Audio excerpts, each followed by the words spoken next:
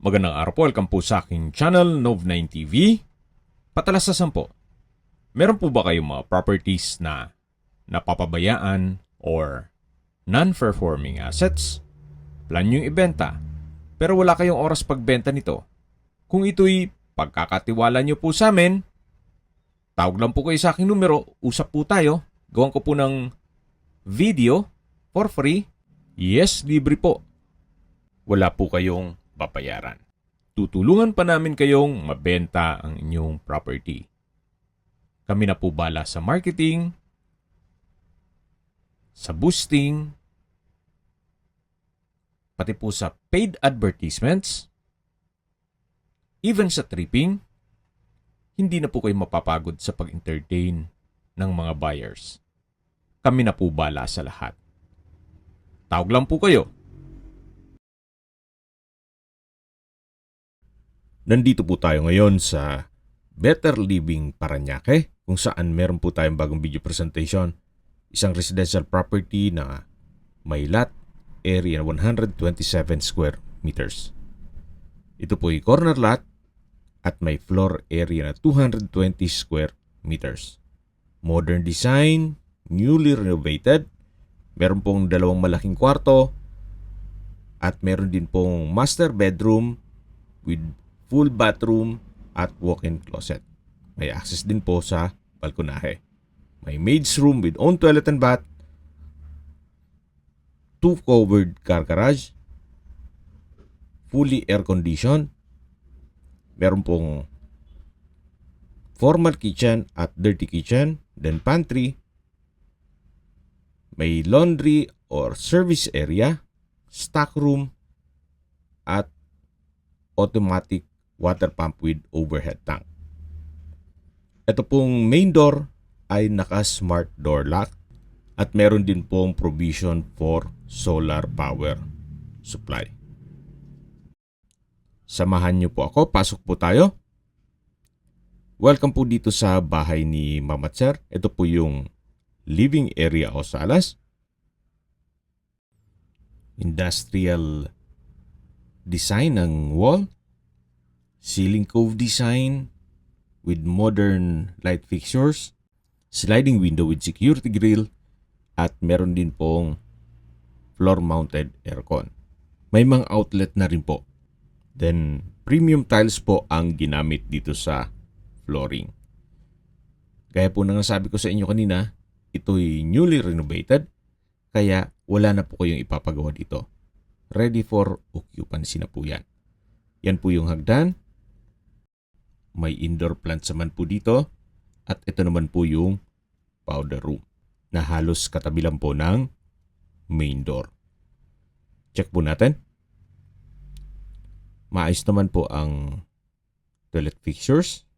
May urinal, water closet with bidet, hand wash basin, at bathroom countertop, vanity mirror, bathroom cabinet, tiled bathroom wall, at may wall-mounted na wooden shelf. Then meron din pong bathroom window with security grill. Balik po ulit tayo dito sa may living area o salas. Yan po yung hagdan o staircase. At mula naman po dito, matatanaw natin yung dining area at formal kitchen. Ito pong dining area ay naka-ceiling cove design, then WPC fluted wall panels. Napakaganda po ng disenyo nitong formal kitchen. Meron pong pendant lights, then breakfast nook, at sa baba po may fluted type design, then may LED lights. At ito naman po yung kitchen countertop, naka-tiled kitchen wall para mas madaling linisan. At meron din pong mga modular kitchen cabinet. At sa baba po ng kitchen countertop ay meron pong storage ng kitchen utensils. May kitchen window. At may wall-mounted shelves. Every level ay meron pong LED light. May mga outlet na rin po para sa rice cooker, microwave, at oven. Dito naman po ay may nano block na double sink with faucet. At yan po ang formal kitchen. May space na rin po para sa refrigerator at may outlet na rin. At sa taas po ay may built-in overhead cabinet. Yan naman po yung sliding barn door. Ganda po yung disenyo. Hindi siya kumakain ng space once na binuksan mo yung pintuan. At meron din po itong pantry. May drawer. From floor to ceiling po yan. At yan naman po yung stock room. Maganda po yung kombinasyon ng kulay nila. Color white at green. Ito po yung stock room. Maayos yung pintura ng ceiling at wall. At naka-tile flooring. Paglabas po natin, matatanaw naman yung maid's room at yung common toilet and bath. Check muna natin itong banyo. Naka-tile bathroom wall, may shower, may water closet with bidet. Kompleto na rin po yan. At katabi lang po nito ang maid's room na malapit po sa dirty kitchen. Ito po yung maid's room. High ceiling kaya hindi naman mainit. Then meron din pong mga outlet at naka-tile flooring na rin po ito. Okay, labas po tayo para check natin itong dirty kitchen. May kitchen countertop. Naka-tile flooring. May glass blocks. Then naka-polycarbonate roofing na kung saan nag-serves as natural sunlight. Then may wall-mounted shelves. Meron din pong range hood. At may mga outlet na rin po. May stainless sink with faucet. At meron din pong malaking sliding glass window para sa natural ventilation at may security grill. Dito naman po yung service area o laundry area. May nakaabang na rin po ng mga outlet para sa washing machine at dryer. Ito po yung dirty kitchen. At matatanaw naman natin yung maid's room at katabi lang yung toilet and bath. Yan po yung pantry at yan po yung stock room. Balik po ulit tayo dito sa formal kitchen.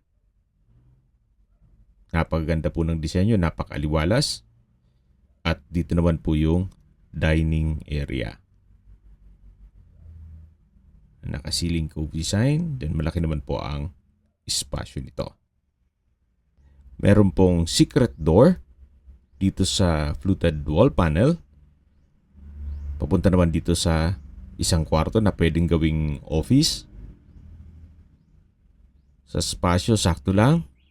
Hindi naman siya ganun kaliit at hindi naman ganun kalaki. Yan naman po yung access door papunta sa garahe. Then may glass blocks. Ito po yung tinutukoy ko na access door. Yan po yung covered na garahe. At balik po ulit tayo dito sa loob. Pwede rin po itong gawing guest room. Balik po ulit tayo dito sa loob. Yan po yung formal kitchen. Then dito naman po yung dining area. At matatanaw natin yung staircase. Meron din pong understairs storage. Check po natin. po kung may mga kagamitan kayo, pwedeng ilagay dyan. Ito naman po yung shoe cabinet or drawer. Bali, dalawa po yan. Ito po yung isa. Napaganda po ng disenyo. Hindi po pakalat-kalat ang mga sapatos. Especially kung may mga bata, at least meron na silang lagayan. At ito naman po yung hagdan. Yan po yung living area o salas. Sa dulo po ay yung floor-mounted na aircon. Ito pong hagdan ay naka-wooden staircase. Akyat po tayo. Samahan niyo po ako. At nandito na po tayo sa second floor. Ito po yung hallway. Naka-tile flooring. Then malaki naman ang spasyo. Yan po yung another space na pwedeng gawing family area. At sa dulo ay may sliding window na may security grill. Ito naman po yung mga kwarto. Check po natin itong unang kwarto. Dito sa second floor. Sa spasyo, malaki naman po siya. May ceiling fan, window type aircon, pulido ang pagkapintura ng ceiling at wall. May sliding glass window with security grill, high ceiling, then may pin lamps. Wala na po kayong papagawa dyan. Yan po yung unang kwarto. At dito naman po yung common toilet and bath. Naka-tile bathroom wall. May overhead shower, hand wash basin, water closet with bidet, bathroom cabinet, at may bathroom window. Meron din pong vanity mirror. Yan po yung nano black overhead shower. At may outlet na rin po para sa hot shower set. Ito po ang common toilet and bath. Labas po tayo. Yan po yung hallway. At dito naman po yung second bedroom. Halos same size. Meron nga lang itong dalawang sliding window with security grill. May ceiling fan. May window type aircon. At quality din po ang pagkapintura ng ceiling at wall. Naka-tile flooring na rin po. Balik po ulit tayo dito sa hallway. Yan po yung hagdan. At matatanaw natin yung master bedroom. Pasok po tayo. Napakalaki po ng spasyo. Wooden design ng tile flooring.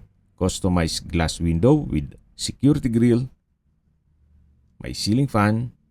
Meron na rin pong split type aircon.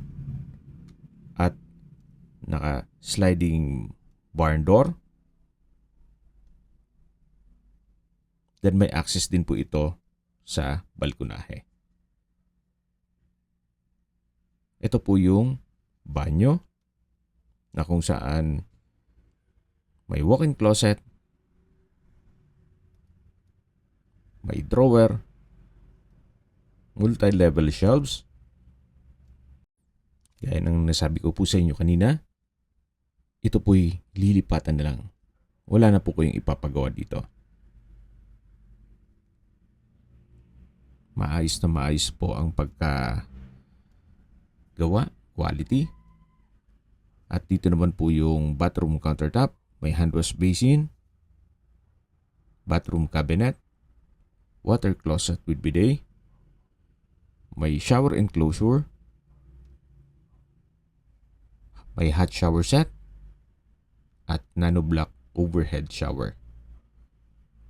From floor to ceiling po ang tile bathroom wall. Ito po ang full bathroom with walk-in closet ng master bedroom. Yan po, tunghayin nyo po. At lalabas na po tayo. Ito na po yung master bedroom. Napakalaki po ng espasyo.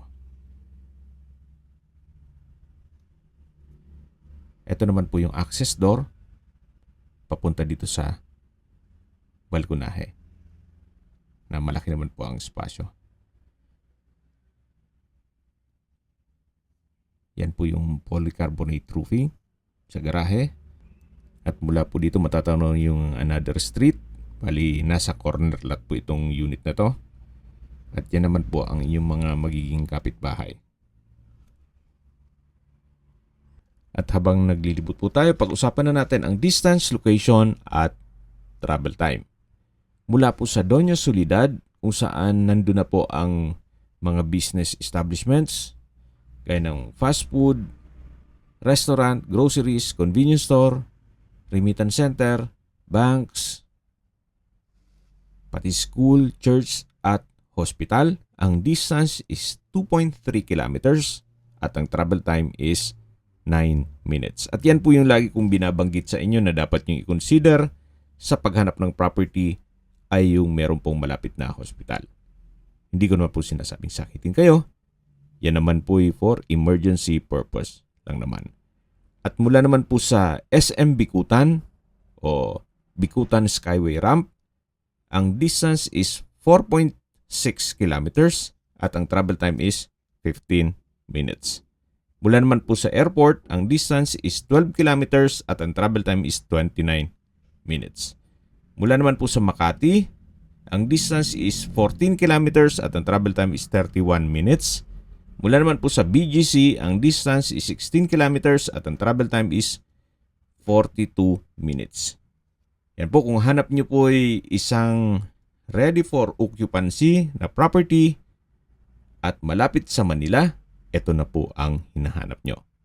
Binibenta po ito ni owner sa halagang 14 million pesos.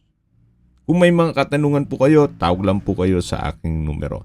At sa mga kababayan naman natin nasa ibang bansa, meron po akong WhatsApp, Viber, Telegram at Signal. Same number lang po, 0917-316-3399. Sa mga nagtatanong naman po ng aming Facebook, meron po aming Facebook page na Nov9TV at Facebook Real Video. Meron din pong TikTok at Instagram. May ibang YouTube channel po kami, the Nov9TV channel, Nov9TV Listings, Nov9TV On The Spot, Nov9TV Updates, at Nov9TV House Rental. Sana po naibigyan nyo ang video presentation. Paki-like and subscribe na lang po sa aking channel para ma-update din po kayo sa aking future listings. Kung sakali po hanap nyo yung mas malaking sukat ng lupa, meron din po kami ibang listings na pwede nyong pagpilian. Huwag po kayong mag-atubiling tumawag sa amin. Then, let us know your budget para malaman namin kung anong property pwede naming ilog sa inyo. Sa lahat pong viewers, subscriber at nagtiwala po sa amin, salamat po sa suporta. Ingat po kayo lagi at yung pamilya. Maraming salamat po.